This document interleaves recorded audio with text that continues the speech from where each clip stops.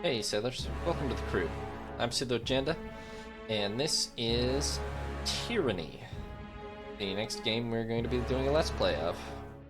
This is the follow-up to, well, this is the next game published by Obsidian after Pillars of Eternity.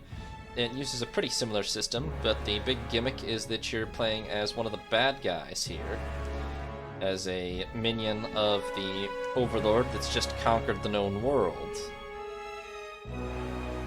So, without further ado, let's go ahead and get started.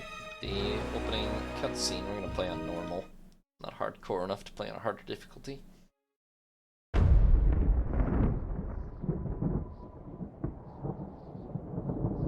For over 400 years, the armies of Kairos the Overlord have swept across the known world. All who stood against them fell before their might. Even the Archons, women and men of immense power, were forced to kneel, chained to the Overlord's will. Now Kairos' final conquest has come to our corner of the world, and two of the Overlord's armies compete for the honor of taking our lands. The elite disfavored, and the teeming horde of the Scarlet Chorus. The voices of Nerat, spy master and archon of secrets, guides the fierce and undisciplined masses of the Scarlet Chorus. With each battle, the Scarlet Chorus grows stronger, as the defeated are given a simple choice: serve or die. Graven Ash, Archon of War and the Overlord's most loyal general, leads the disfavored.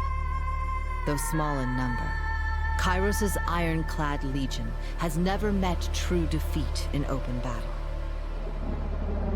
Watching over the two generals is Tunon, the Adjudicator, Archon of Justice, eldest of Kairos' minions.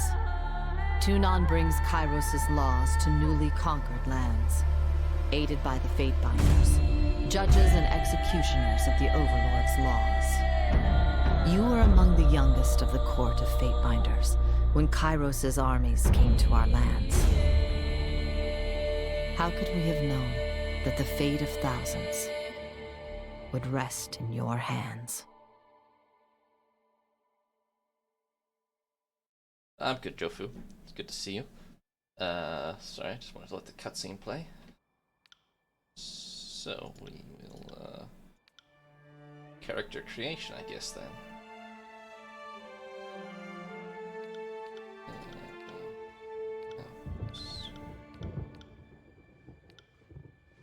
So we've got tall, short, and, wide.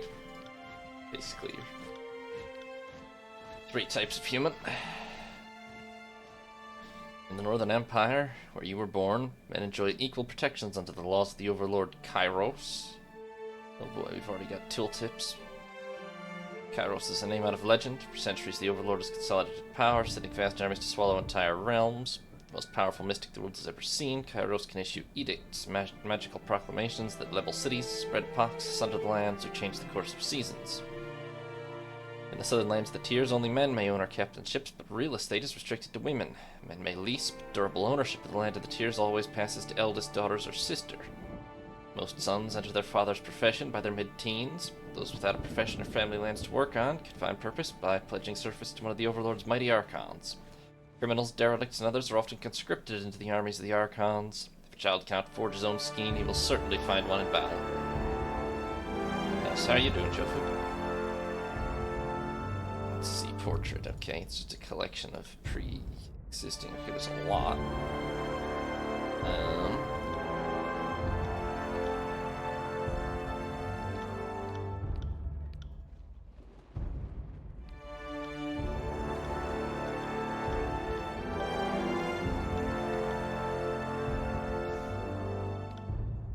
assume we're probably going for wizard roles, that's probably...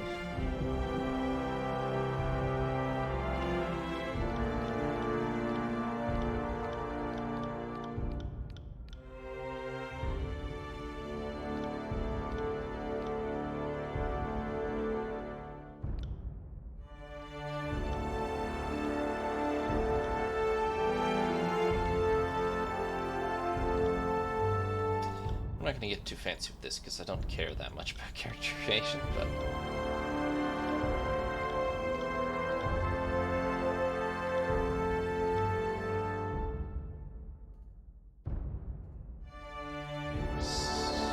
That wasn't so hard.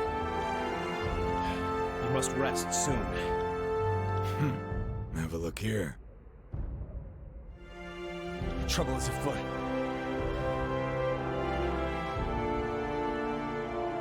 That's fun. Always fun. Teach somebody senior to you. Tattoos. Just kind of weird looking. Let's just move along. Alright, how did we join Kairos' army? Today you're a Fatebinder, agent of the Archon of Justice. You're by no means free, but as a warrior scholar, deputized with discretionary powers to interpret and execute the laws of the Overlord Kairos, you are freer than most. One does not apply to be a Fatebinder, one is called by Tunon, the Archon of Justice. Ruler of the Conquered Realms, arbiter of disputes, oldest of the Archons, Tunon speaks with Kairos' authority.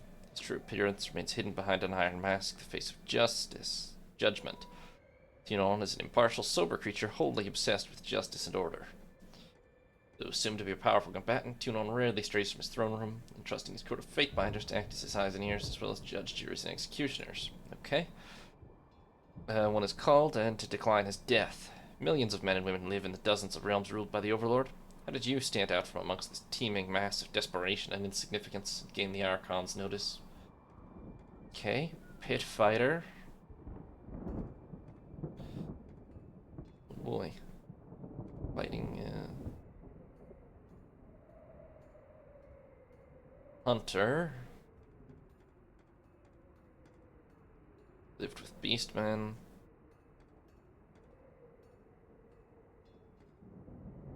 Guild apprentice. Magic lorder that taught us,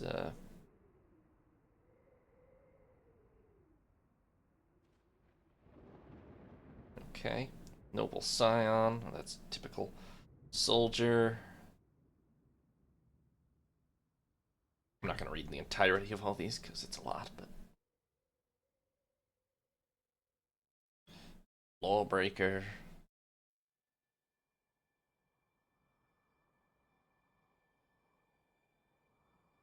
War Mage.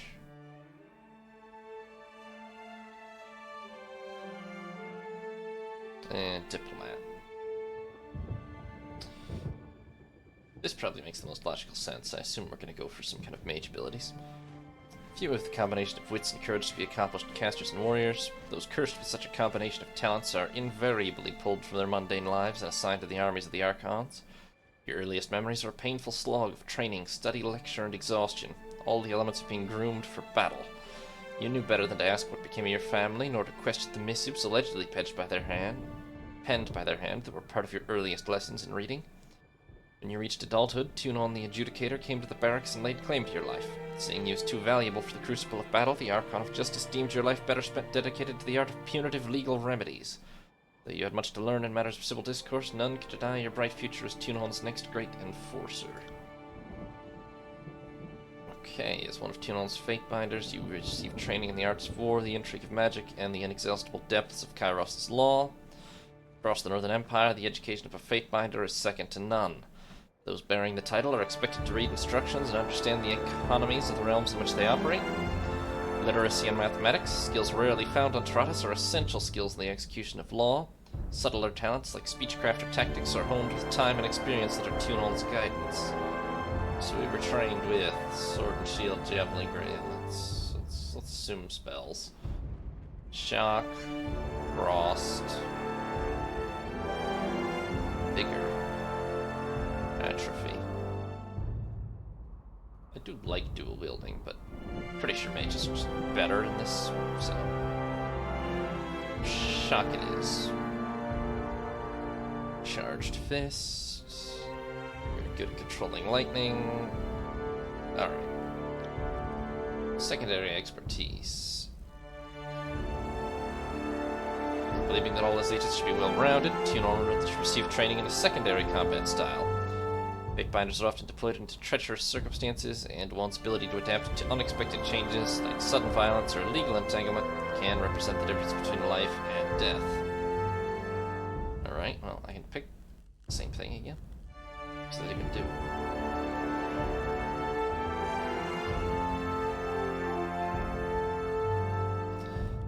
The question is, I guess, whether I pick a second magic thing or whether I pick something more, I'm guessing it's better to specialize. Well, maybe pick something like this, though, yeah.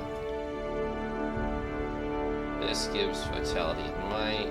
Great. Or I could pick something more hostile, I guess.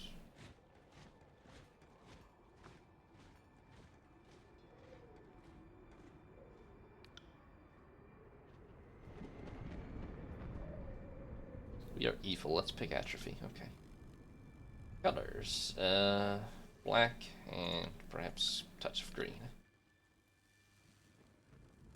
Banner.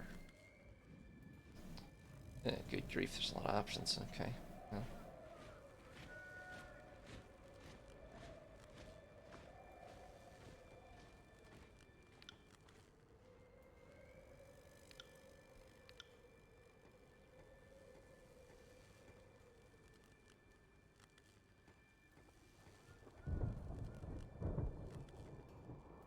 That was just a noose. How nice. Yeah, we'll go with that.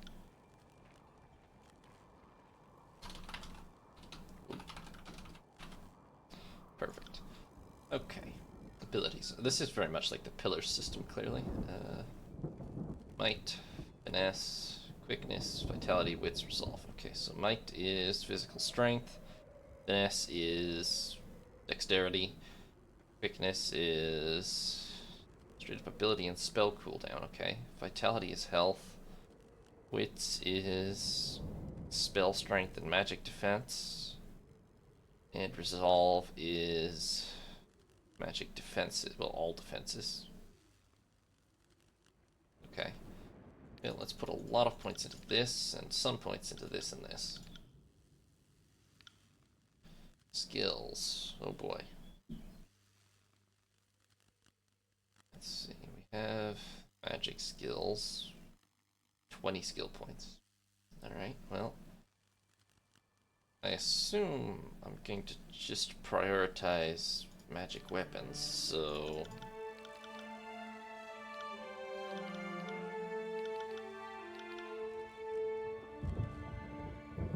Okay, and then we've got dodge. Lore. Oh, I do like lore. Parry. Athletics. Subterfuge.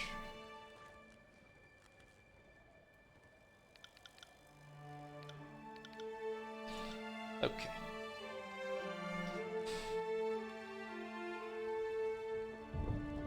Not too elaborate, but I'm not a huge character creation person, so we're gonna go with something that works and roll with it. Okay, how do I want to... Selecting the conquest option will allow you to play through Kairos' conquest of the Tears and choose how your character was involved in the invasion. Quick start will bypass. Well, let's play through it.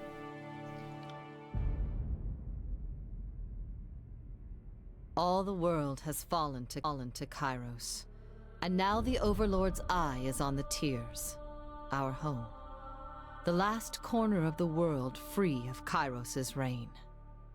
Two armies, the Disfavored and the Scarlet Chorus, march south from the Northern Empire, the last realm to fall to Kairos a century prior. Okay, so the conquest is just about complete. In the early days of 428, Kairos' armies arrive at the Gates of Judgment, the mountainous border that we Tearsmen so long believed unassailable. Unable to agree on a unified plan of defense, the various leaders of the Tears sit and wait for each other to deal with the conquerors, until it's too late. Sounds bad. Okay. During the conquest, you will decide your character's actions during Kairos' invasion of the Tears, shaping the world through which you will adventure over the course of the game. Each choice you make affects your character and how major factions of the Tears respond to you. Your decisions matter. Choose wisely. 428, year 1 of Kairos' conquest. Oh, fancy map table. The Bastard City stood on the northern border between Kairos' empire and the Tears. Yeah, same here. I mean, the gimmick, of course, is we're the villain, so we'll see how it goes. Built upon a natural harbor at the crossroads between realms, the city was a nexus of commerce. To the Tears, it was the center of all wealth. To a northerner, it was little more than a backwater trading post. Its symbolic status as a gateway to the continent made it a natural first target in Kairos' military conquest. Circumstances were ideal for you to prove your worth as a soldier in Kairos' armies. Taking this city would send a message to the rest of the Tears. Kairos' will is insurmountable. Tunon the Adjudicator established his court in the Bastard City. Okay, that's where he is now. Okay. Let's see here. History would remember the Gates of Judgment as the first battle of the conquest, but the real combat unfolded with advance units of both armies preparing for the coming war. The Disfavored and Scarlet Chorus each had a plan to infiltrate the capital city. Which army did you join? Well, okay, so the Disfavored... It's pretty immediately obvious that the Disfavored are lawful evil and the Scarlet Chorus are chaotic evil. I'm more of a lawful kind of guy, so let's see. Okay, the exact options are: you lent your skills to the Disfavored Scouts to capture a border garrison. Graven Ash insisted that an early victor in the offensive would boost the morale of his troops and diminish the haughty overconfidence of the Southerners. Or you joined the Scarlet Chorus as they raided villages and small towns, conscripting every able-bodied man and woman into the army.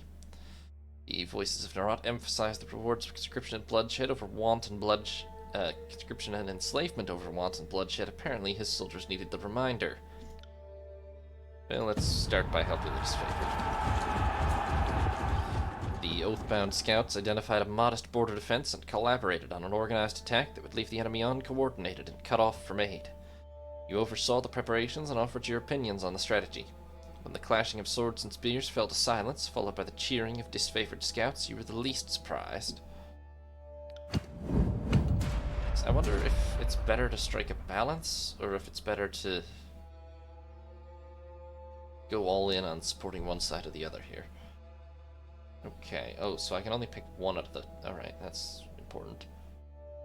The Bastard City's resident fire mages threatened the first leg of the conquest, or an ally within the city. I think I'm not an infiltrating kind of guy, really. Your fiercest opponents in the Bastard City were the mages of the School of Wild Wrath. Too barbaric to use their power responsibly, the unbridled practitioners needed to be stopped. How did you trick the hot-tempered mages into their own undoing? Oh, that's kind of brilliant. Okay, so I can lure them to a Disfavored ambush, or I can just get them to meet the Archon of Secrets until just get rid of them. Well, this is actually the more clever plan, probably, so let's just trick them. There were few who could describe what horrors the Archon of Secrets visited upon his enemies during the conquest. Whether the Elder Mages knew little of the Archon's reputation or met with him out of curiosity didn't matter. Once the flap of the Archon's tent closed, and none of them were heard from again, save for a strangled cry of alarm that ended just as swiftly. Leaderless, the School of Wild Wrath fell into disorder, and their remaining members were slain by the Disfavored or conscripted into the Scarlet Chorus. Your tactics of infiltration placed you in the Bastard City ahead of the main armies. Your work softened the city defenses for the arrival of Kairos' forces, but you wanted a decisive gesture that would give your allies a meaningful advantage. How did you assist in the fall of the Bastard City? Okay. This is the Disfavored option. This is the what is this option? I think this is just straight up like maybe your own thing, or just like anarchy or something. Keeping to the shadows, you eliminated the leaders of the Bastard City one by one. This would give us... Okay, this is a very rogue option. That's probably not... Although, that at least helps dodge. Spreading the word of Kairos, you converted the poor and disaffected into a hidden army at the Scarlet Chorus. Once the dust settled, the army wished to bolster their troops with these sleeper cells. This gives us a fire magic ability. Okay. Or you challenge the commander of the Bastard City's defenses to an honorable fight to the death. His favored wish to spare soldier lives for the battles ahead and civilian lives for occupation. This gives minus health plus damage. Honestly, this is probably the most useful, so maybe that's not the best way to roleplay it, but let's take that. It didn't take much to convince the Bastard City's downtrodden that Kairos was the superior power. You armed them with weapons and knowledge of a signal you would raise when the time was right. As the armies appeared outside the walls, you ignited the spark that fanned their anger into a full-scale riot. The chaos they spread in Kairos' name weakened the city to such an extent that its inevitable fall was but a formality.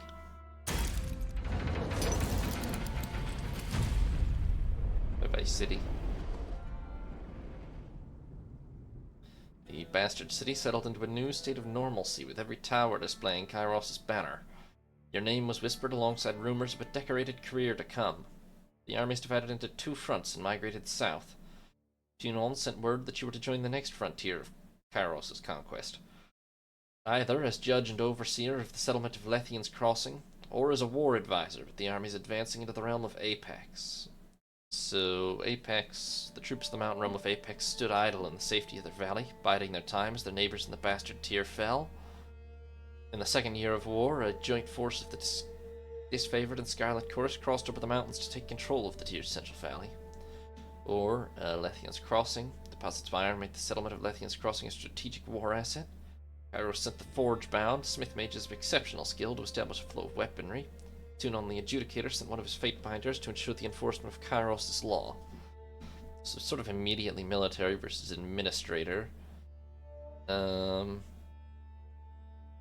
Game purposes, military feels probably better, but let's try the administrator thing.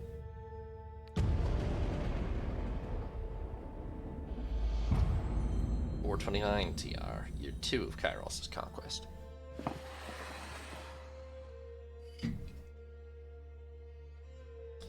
Years ago, Lethian the Bold founded a small merchant town at the intersection of ancient old walls. A pact between the settlers and a mercenary company meant that caravans were able to travel without fear of bandits or bane, and the town thrived in modest insignificance. Lethian's Crossing drew Kairos' attention for the iron deposits in the surrounding hills. With the region under Kairos' control, the northern smith mages could set up workshops to refine ore, and arm the disfavored with the finest weapons in the known world. The Archon of Secrets dismantled the mercenary support with a generous bribe, taking the crossing in a bloodless victory. Junon dispatched you to travel alongside Kairos' forces and bring order to the region. Okay. Cult of Siren or the Iron Must Flow. Now that sounds interesting, but this is more... I can look at all of these. Okay. The iron must flow. Kairos' smith mages worked day and night to create weapons. No one faulted their dedication, yet production was low. The plans that came to light proved divisive to the disfavored and Scarlet Chorus. On the one hand, any additional manpower was needed for fighters, not forges. On the other hand, the celebrated weaponry of Kairos' armies needed to be fiercely guarded.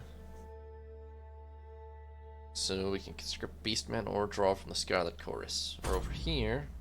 Siren Archon of Song used her arcane charm to lure locals to joining Kairos' army. As a patroness of the Scarlet Chorus, her efforts were critical to the conscription of new recruits.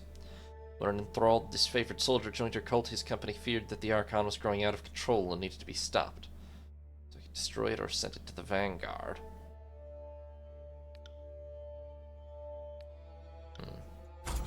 That feels a little too overtly hostile, honestly.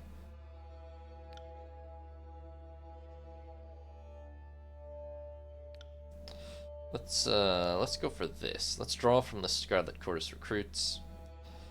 Repurpose these individuals to haul wagons of iron for the smith mages. This proves an inconvenience to the Scarlet Chorus, who rely on their force of numbers to be effective. They'll be alright. The population of Lethian's Crossing had swelled from the emptying of lands destroyed by Kairos' armies. Although the Scarlet Chorus fought to keep the refugees under their control, the need for production could not wait. The new recruits were reassigned to haul iron ore from treacherous mine shafts. Labor more befitting slaves than Kairos' artisans. As the disfavored grew stronger with the advantage of more weapons, the Scarlet Chorus diminished as their ranks found themselves with one less opportunity for growth. Okay, pick of the armory or a guardian's due. I see. So, since you aided the production of weapons, commanders of both armies lobbied for additional arms. They offered all manner of bribes to be next in line for a fitting session with the masters of the forge.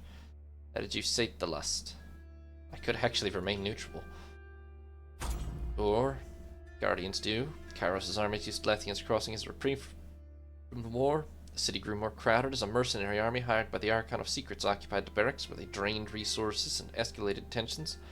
The disfavored wanted nothing to do with the sellswords, but the Scarlet Chorus sought to invite them into the fold. So I could segregate them, or conduct combat games. Let's try to stay neutral. Let's be very lawful.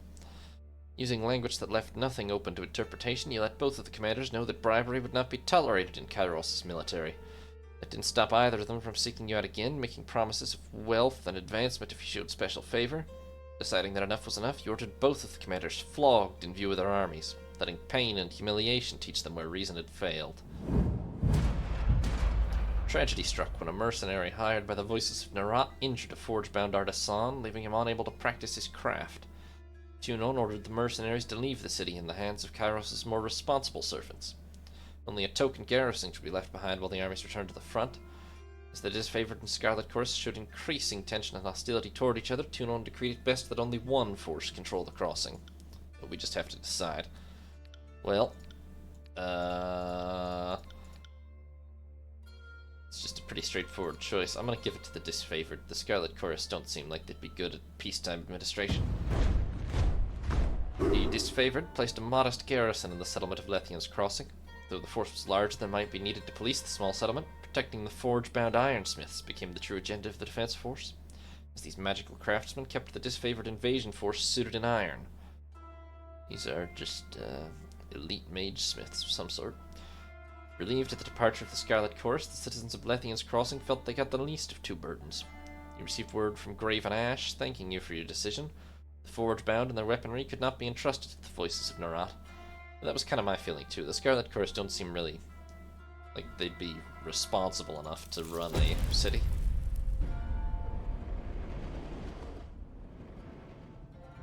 Okay, with the mercenaries expelled and Lethean's Crossing under new leadership, Kairos' forces congratulated themselves on bringing order to the settlement and guaranteeing a productive flow of resources. Over the course of this diversion, the army front advanced further into the tiers. Your skills were needed in the realm of Azure, Stalwart, or the Vellum Citadel. I just have straight up three choices. Okay. Azure. There's not much information about them, really. Just, Kairos dispatched the Archon of Stone to subjugate the nation of Azure. Kairos' conquering gauge fell upon the Vellum Citadel, its treasures, its knowledge, its secrets.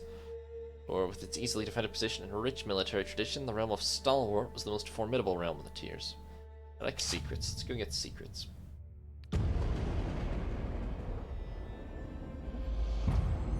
.430 TR, year 3 of Kairos' conquest.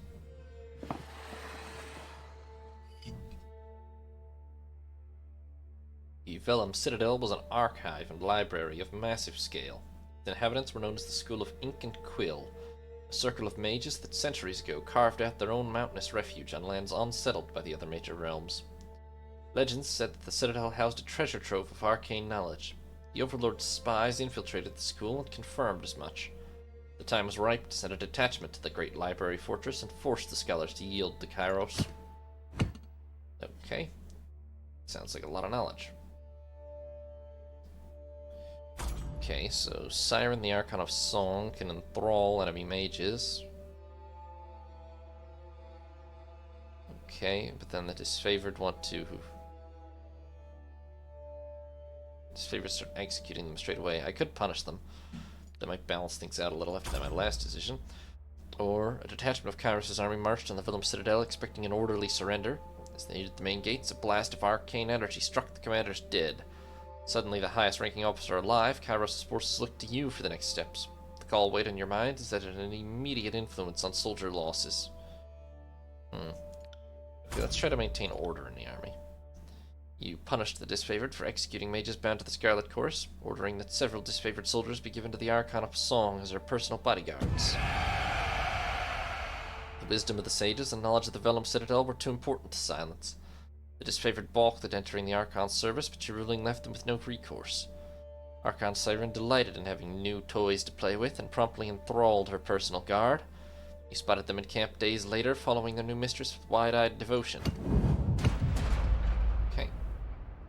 Spymaster's agents, or right of command. Let's see. A group of enemy mages surrendered to the disfavored, claiming to be spies loyal to the voices of Narat. No one in the army could verify the claim. The disfavored ready to interrogate the mages, but the Scarlet Chorus protested, demanding the prisoners be given to their custody. They couldn't risk the voices of Narat's secrets falling into the wrong hands. Or, the right of command, the Archon of Song incited the Scarlet Chorus recruits to fight their leaders. Bosses were killed and supplanted left and right. The disfavored demanded an end to the practice for the good of the conquest. Well,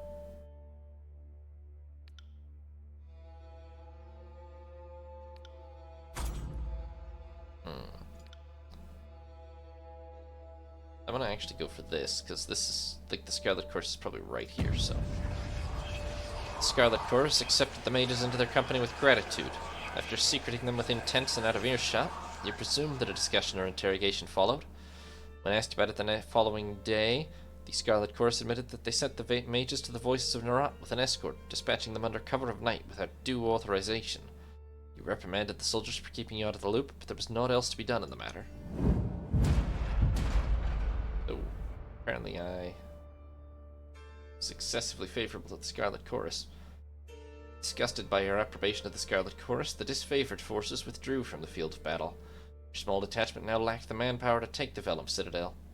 Tunon sent word that Kairos' patience had run thin. The Overlord would cast an edict of fire on the enemy. The parchment arrived in a slender case of engraved iron.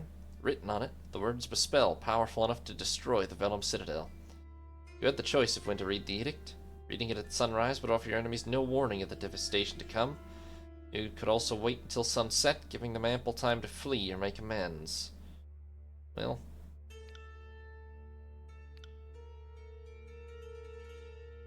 the Scarlet Chorus wants me to warn them. The disfavored,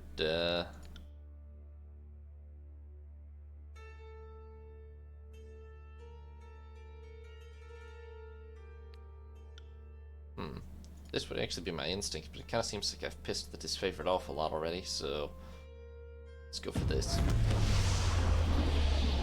Read the edict as the new sun rose behind the citadel, casting a long shadow in its wake. You were the last person to see that Hall of Knowledge the moment before the devastation. The earth shook and red-orange light glowed in the foundation of the sprawling citadel.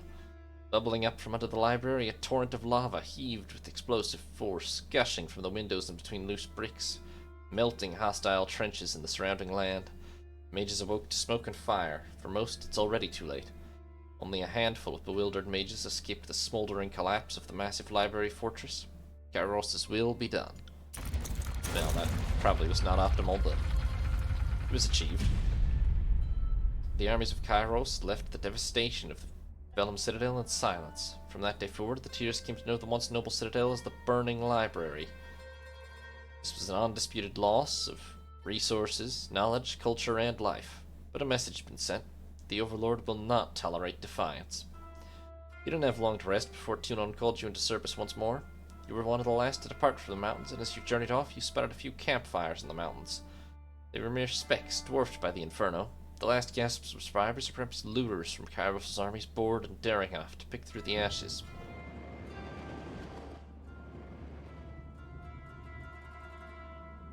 Okay. I'll stick with what I did. Pretty sure I could have done it more optimally, but I'm not trying to min-max it. The year is 431, and Kairos' invasion has shattered all major opposition in the tiers. The Younger Realms, the Bastard Tier, the Free Cities. All who defied Kairos lay broken by battle, or bowed in surrender. The two armies of the Overlord, the Disfavored and the Scarlet Chorus, now control our lands. But our will is not yet extinguished. Not entirely. In the valley of Vendrian's Well, those of us unwilling to bow to Kairos have banded together in defiance. Violating an oath of surrender from 2 years prior, we have staged a bloody uprising, murdering the disfavored and Scarlet Chorus garrison in a midnight assault. With their main forces spread across the tiers, the disfavored and Scarlet Chorus redeploy to Vendrian's Well to crush the resistance, but months pass with no definitive battle. As disagreement and discord paralyze the Archons, we bide our time and wait for our message of insurrection to spread across the tiers. Seems like something I should be preventing. The Overlord is not amused, and Kairos has one message for the Archons: crush the Oathbreakers or die. Kairos backs this threat with an edict, a magical commandment that can slay all in the valley should the order be ignored. The honor of proclaiming this edict fell to you. Sent across the mountains to Vendrian's Well, you carry the Overlord's edict to read before the Archons. Oh, well, I'm sure they'll love that. Okay. As you finally make your way through the winding mountain passes into the valley, the ground trembles, and Kairos' magic seals the way behind you. You are trapped in Vendrian's Well, with Kairos' armies and the Oathbreakers. The only way to survive is to fulfill the terms of the Overlord's edict, in any way that you can. Okey-dokey then. Thanks for watching, sailors. Hope you enjoyed. If you did, consider leaving a like or subscribing. New parts will be up every other day on YouTube, or you can watch live on Twitch. Have a nice day, sailors. This is Sea Lord Janda, signing off.